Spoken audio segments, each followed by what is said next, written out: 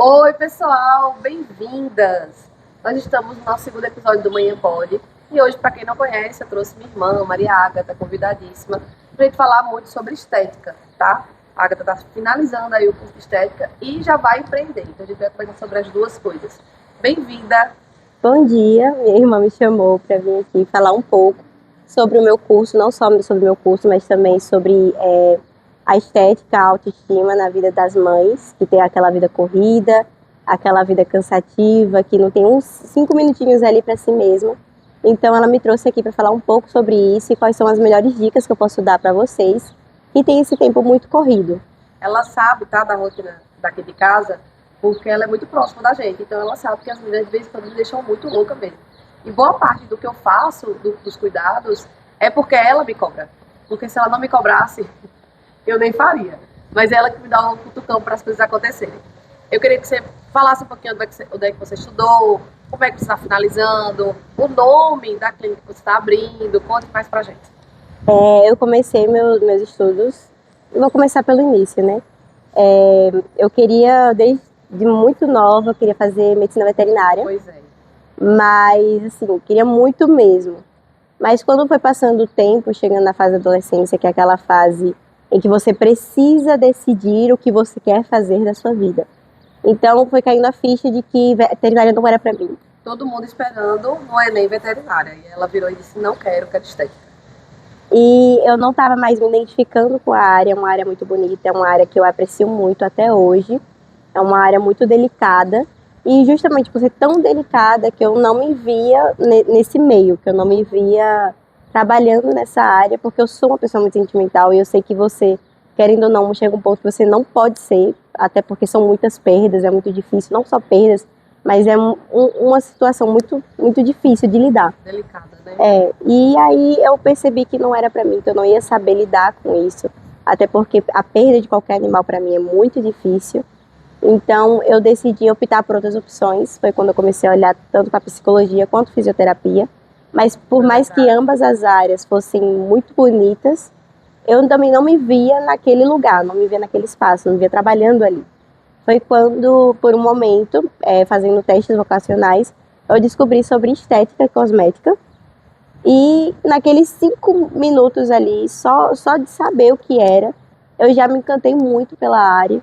Então eu comecei a pesquisar sobre, eu comecei a estudar sobre, a ir atrás sobre o que se tratava, sobre o que era de fato essa área, até porque eu nem sabia que existia. Eu descobri ali naquele teste vocacional. E aí eu me apaixonei, antes mesmo de começar o curso, e decidi ali que iria fazer estética, até porque eu tô nova e eu queria entrar numa experiência nova, queria, de uma certa forma, arriscar, até porque para a minha geração, isso seria arriscar, porque a minha geração é muito focada em medicina e direito e apenas isso. Tradicionais. Então, para mim, foi um momento ali de escolha muito importante na minha vida e que eu me apaixonei muito antes ali de entrar. E quando eu entrei, eu percebi que era o que eu queria e que era isso que ia ser. Pois é, e a rotina, assim, né? Ela já tinha alguns cuidados comigo até antes da estética de entrar na vida dela. Ela já tinha alguns cuidados, faz isso, faz aquilo. Então, realmente, quando ela contou, fez sentido pra gente em casa. Apesar de a gente estar esperando a veterinária, mas fez sentido pra gente. E aí ela decidiu abrir a clínica dela, né? Já estamos aí nos finalmente para abrir a clínica. Daqui a 10, 15 dias essa clínica já está aberta. Convidarei todos vocês e convidaremos, né? E eu queria que você contasse um pouquinho a decisão de empreender. Como é que foi? Porque assim, eu sei que você tem algumas veias de empreendedora, mas como que foi bater o martelo e dizer, é isso que eu quero? A minha área, querendo ou não, chega um ponto que ela pede para que você empreenda. Porque se você não fizer isso, você vai trabalhar sua vida toda para alguém. E a minha área é uma área que, assim, se você for trabalhar uma vida toda, você vai trabalhar dentro de uma clínica, Certo. onde a dona, com certeza, é empreendedora, tem uma clínica e nela ela tem ali para todo mundo uma sala onde a pessoa trabalha e ganha ali de acordo com quantas pessoas vai atendendo. E, geralmente, ao início de toda esteticista, quando inicia, até no estágio ou trabalhando, é sempre o início, é dentro de uma clínica, que você tá ali, geralmente eu vejo muito assim, clínica de depilação a laser, que mais pega estagiário. Que tem muita franquia também. Muita franquia e também tem muita rotação. Então, qualquer profissional da área da estética vai correr para ir para uma clínica, até por questão de experiência. Certo. Experiência é muito importante na minha área, até porque, querendo ou não, é uma área de saúde. Se você não tem prática naquilo, se você não vai lá e põe a mão na massa, você não tem como saber como as coisas vão funcionar, como é a realidade. Verdade. Porque uma coisa é você estar na teoria, você saber como é uma pele, como funciona. Isso, mas quando você está de cara, você está ali na lata, ou você faz ou você não faz. É outra história, né? Quando você vê a pele ali, a textura e tudo, é outra situação. Até porque uma coisa é estar ali, a pele é oleosa, tem isso, isso e aquilo. Mas quando você chega ali na hora, às vezes você não consegue ver isso tudo. Então é outra realidade, uma coisa que você precisa de tempo para adquirir experiência. Então, querendo ou não, você precisa passar por um estágio ou chegar a ter um tipo de experiência. Na minha faculdade, eu tive algumas experiências práticas.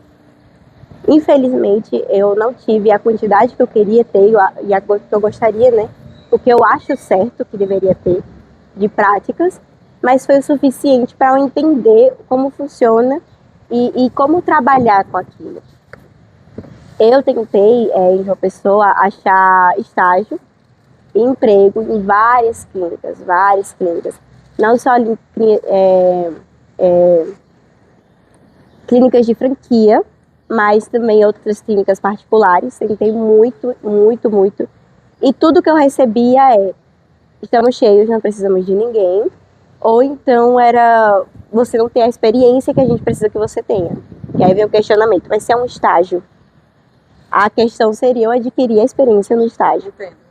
Então, eu tentei 2 anos procurando emprego em clínicas e tudo que eu recebia era um não. Então, eu pensei, ou eu começo a empreender, começo por mim mesma, ou eu vou perder a prática. Porque ou você vai lá, né? ou coloca em prática, porque você só vai absorver aprendizado se você está ali constantemente estudando aquilo. Então, tinha 2 anos que eu estava procurando e não achava. Então... Só puxar pra cá. Tá saindo. Gente, hoje a gente tá no área externa. E aí tá ventando bastante, tá? Então, de vez em quando vocês vão ver os barulhos dos ventos a mais. Então, a decisão que eu tomei esse ano, porque ainda esse ano eu procurei por clínicas, todas as clínicas de Petrolina e Juazeiro, eu cheguei a mandar currículo e as respostas sempre foram as mesmas. Estamos cheios, não precisamos, você não tem experiência que a gente precisa que você tenha. Uhum. Então foi quando eu decidi, eu vou empreender, eu vou começar por mim mesma. E aí foi quando eu bati o martelo que eu iria dar um jeito de abrir a clínica, eu iria começar, até porque eu tinha que começar em algum lugar. Então, se não seria uma oportunidade que alguém poderia me dar, então eu mesma me daria a oportunidade. E aí surgiu a Mariá, que vai ser inaugurada agora em junho, aqui na Integração, tá? E eu queria saber um pouco, a gente vai um pouquinho para a prática, porque eu queria trazer para vocês essas ideias que ela me passa também, tá? Esses 5 minutinhos, por exemplo, às vezes é o que eu tenho de banho, né? 5 minutos ali com as meninas ainda batendo na porta, tá? É desse jeito. Então, nesses 5 minutinhos, o que seria mais importante para uma pele? Eu sei que as peles elas vão ter texturas, você vai poder mais explicar. É mais importante fazer uma higienização correta ou passar uma hidratação? Eu sei que, por exemplo, no meu caso, eu tenho que passar protetor solar o tempo todo. O que é mais importante naqueles 5 minutos? Vamos começar primeiro pela parte da manhã. Acordei, tomei meu banho. O que eu preciso fazer, assim, que seria primordial para a situação da pele, para ela poder ser cuidada durante o dia? A gente tem que entender que o básico funciona. A gente está num momento onde a era dos cosméticos está em alta. Certo. Então, a gente entra no Instagram ou qualquer rede social e a gente vê várias blogueiras com 10, 20 produtos em um só momento, passando todos na cara. E a gente não sabe o que a gente faz. Aquilo não funciona. Tá. A gente tem que entender que chega um momento que cria tanta película que não entra mais, a pele não absorve. Certo. Faz sentido. Então, a gente tem que entender o quê? Que o básico, ele funciona. Um sabonete, um hidratante e um protetor. O básico funciona. Qual a ordem de passar isso? Tem ordem para passar isso? Tem uma ordem, os 3 passos. Primeiro, obviamente, é a limpeza, a higienização. É um sabonete. Então, você vai usar o sabonete que vai se adequar melhor ao seu tipo de pele. Muita gente não sabe, então é importante procurar uma consultoria para entender qual é o seu tipo de pele. Porque às vezes a gente acha que compra aquele produto achando que é aquilo e vai fazer piorar em vez de melhorar. E aí não sabe se é o produto que não funciona, que pode ser também, ou se é a pele da pessoa que não se adaptou ao produto, ou se ela comprou o produto errado. Tem muitos fatores. Então, é sempre importante a gente saber qual sabonete utilizar. Até porque se a gente tem uma pele oleosa, e a gente usa um sabonete para isso, às vezes a gente precisa de uma hidratação profunda. Porque se a pele está oleosa, está faltando hidratação. Então, mesmo ela sendo oleosa, tá faltando hidratação. Tá fazendo hidratação. Então a gente chega com um sabonete forte, que vai agredir a pele. E o que é que ela vai fazer? Vai tirar a oleosidade. Uhum. A oleosidade é um tipo de proteção, é um tipo de hidratação que a nossa pele já tem. Certo. Então o que é que ela vai fazer? Ela vai piorar, vai dar efeito rebote. Ela vai aumentar a produção de oleosidade para deixar aquela pele hidratada. Então às vezes você está focando tanto na limpeza e menos na hidratação. E o que você precisa é o foco na hidratação. Entendi. Então, sabonete facial, de acordo com sua pele. Hidratante. Deixa eu ver. Claro. E, assim, a minha pele é bastante seca. Né? Ela já percebeu que é bastante seca.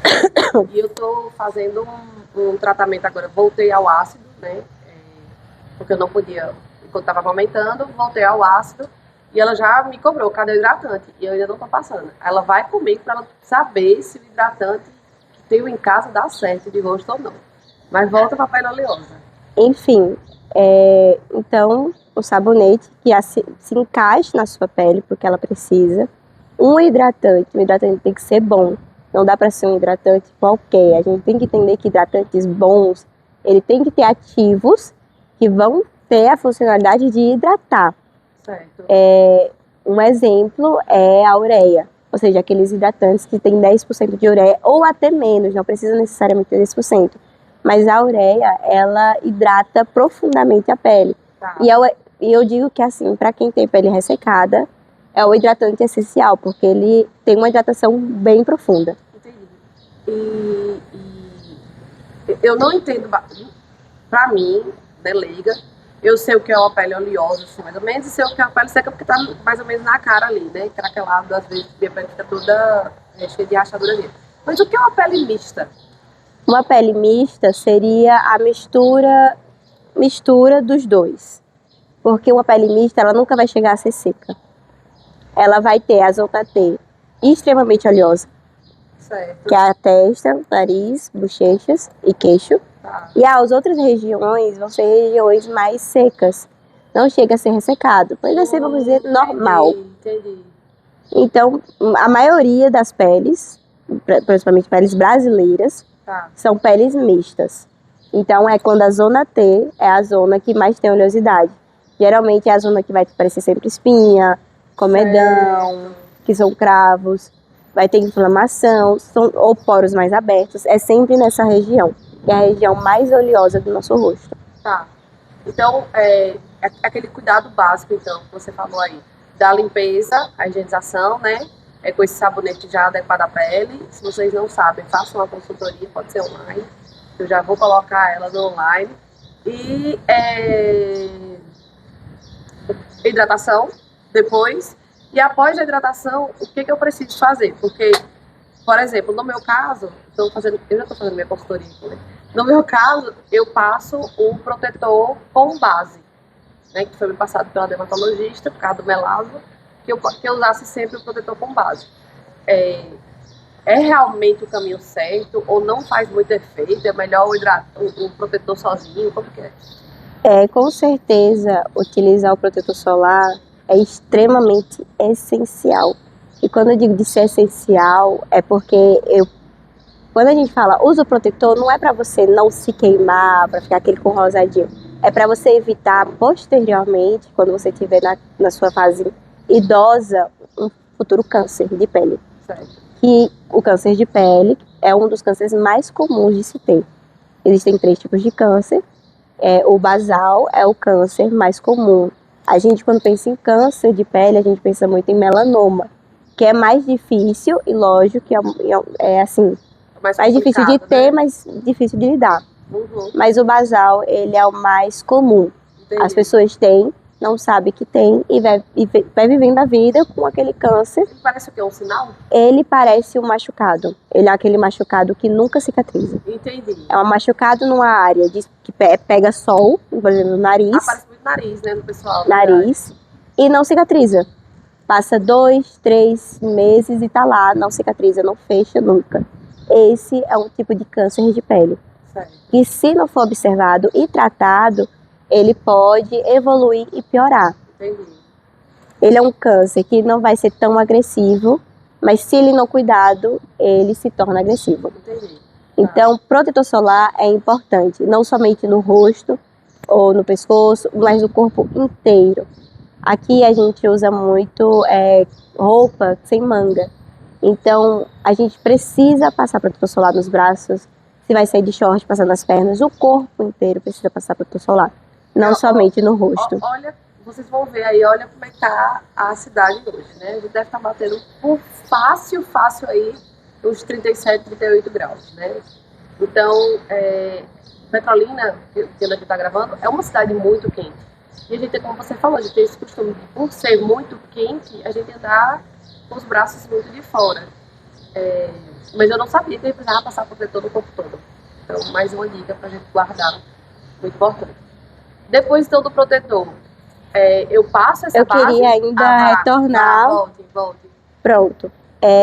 Para pessoas que têm melasma, é importante, sim, utilizar protetor com base, por quê? Porque a base, ela vai criar uma cobertura a mais que o protetor. Certo. O protetor, ele vai criar uma película em cima da pele que vai proteger, vai impedir que os raios solares penetrem na pele. Ele vai bater e vai voltar. A função da base vai ser criar mais uma camada para proteger. Legal. Então, para quem tem melasma, é importante usar um protetor solar com base. Não significa que se você não usar um que não tenha, não vai fazer efeito. Que não vai deixar de usar, né? Isso, não vai fazer efeito. Vai fazer efeito. Mas vai proteger melhor e mais se você utilizar com base. Ou então, caso não queira comprar um protetor com base, você pode comprar um normal. E aí depois você passar a base por cima, que também funciona. Até porque se a gente for falar de melasma, né, gente, a gente vai passar o podcast inteiro falando de melasma, que é o mundo, pelo que eu já entendi, que ela fala algumas coisas, pra mim é o mundo, né? E aí, então, eu posso, a partir daí, me maquiar. Sim. Depois disso, você se maquia. Se você tiver tempo. Senão, você já pode correr, abrir a porta e correr pra vida, que os meninos já estão gritando uma hora dessa. Tá. Quais são os cuidados? Passou o dia, eu preciso replicar esse protetor. Eu sei que eu preciso replicar, mas, por exemplo, 3 horas, 4 horas, 5 horas, né? Eu tô maquiada. Eu tiro essa maquiagem, boto o protetor. Como que é essa logística? A gente tem que usar protetor solar todos os dias. Tá. Todos os dias. Ah, mas tá nublado. Ah, mas a gente tá dentro de casa. Tem que passar. Porque a tela do celular, ela já transmite radiação solar. Solar não, né? UV. Que queima, né? Que queima. Então, isso já é um fator potencial. Então, sempre tá nublado, tá dentro de casa, vai sair, passa protetor solar. Sempre passar protetor solar. É muito importante. E de quanto tempo? 3 horas, 4 horas? De 3 em 3 horas é o essencial. É o que pede para que seja passado de 3 em 3 horas. E tem quantidade, né? Que eu já vi que tem quantidade. Bastante quantidade. Tem que fazer uma cobertura boa na pele, porque senão não vai proteger. Não adianta. Não adianta. Então, assim, de 3 em 3 horas, você tá na rua. Por exemplo, você vai pro centro, resolver alguma coisa, e aí reaplica de 3 em 3 horas. Você tá exposto demais no sol. Então, se você estiver dentro de casa, passar o dia todo dentro de casa, você pode reaplicar com maior tempo entre um e outro. Umas 4, 5 horas, até porque, por mais que tenha a tela, não só a tela, a luz também que a gente tem Sim. em casa, ela já afeta, mas não é uma quantidade muito grande, assim. Tá. Então dá para usar com um tempo maior. Espaçado. E aí, só pra gente chegar, a gente tá chegando no finalzinho, tá? Do podcast. E aí eu queria perguntar só exatamente se eu tiro tudo, eu tiro essa maquiagem inteira, né? E eu repasso tudo. Ou do jeito que tá, eu coloco por cima. Eu nunca sei essa loucura. Só pra gente finalizar, tá, gente? Tá no finalzinho do tempo da gente aqui. Eu acho que assim, vai depender, por exemplo, você chegou em casa de um Certo. dia muito longo Tira e não tudo. vai sair mais de casa, até porque se você for sair de novo e você precisar estar maquiada, talvez você não precise retirar, apenas retoque a maquiagem. Certo. Retoque ali a base, o corretivo, um pó também serve. Entendi. Então, não necessariamente, se você for sair de novo, não precisa fazer essa troca. Mas se você não for sair, limpe o rosto. Sempre limpe o rosto. O rosto ele precisa respirar. Tá. Ele precisa respirar. Se ele não respirar, você vai ter cravos, você vai Sim. ter espinha, você vai ter uma pele inflamada. Então, o rosto ele precisa respirar. Quando fazer a retirada, você pode reaplicar o protetor. Pois é, gente. Esse foi o nosso segundo episódio. Queria agradecer a gatinha de novo. Toda quinta-feira a gente tem Manhã Pode. Um cheiro pra vocês. Muito obrigada, gatinha, por ter vindo. Tchau, tchau pra vocês. Até mais.